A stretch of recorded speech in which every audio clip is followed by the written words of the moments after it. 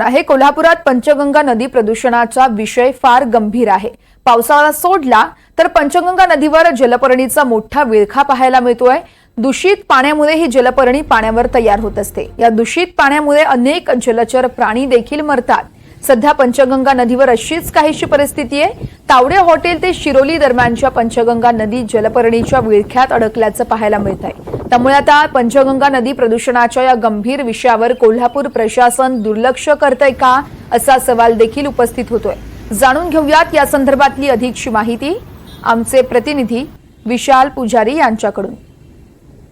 गेल्या अनेक दिवसांपासून पंचगंगा नदी प्रदूषण हा कोल्हापुरातला कळीचा मुद्दा ठरलाय। अशातच सध्या पंचगंगा नदी जलपर्णीच्या विळख्यात अडकल्याचं चित्र सध्या पाहायला मिळते। मी सध्या तावडे हॉटेल ते शिरोली पुलाची शिरोली मध्ये या दोन्हीच्या मध्ये असणाऱ्या पंचगंगा नदी परिसरात आहे।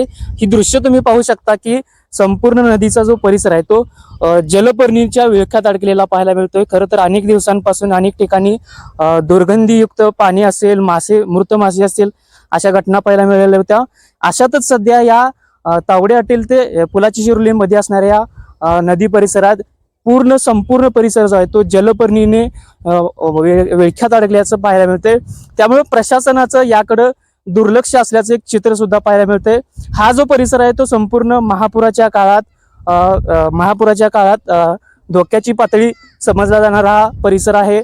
हा जो पूर्ण पूल दिसतोय तो हा पूर्ण पूल पाण्याखाली जातो आणि महापुराची परिस्थिती आहे ती भयंकर होती।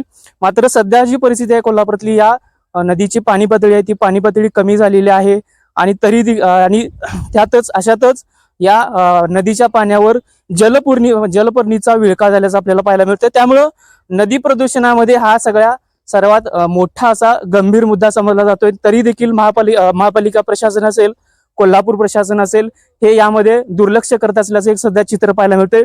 हा पंचगंगा नदीचा हा प्रदूषणाचा गंभीर स्थिती जी आहे ती गंभीर स्थिती आपल्याला पाहायला मिळते। त्यामुळं लवकरात लवकर यावर प्रशासनानं लक्ष द्यावं आणि पंचगंगा नदी प्रदूषणाची जी परिस्थिती आहे ती त्यावर उपाययोजना कराव्यात, ही अशी सध्या नागरिकांची मागणी आहे।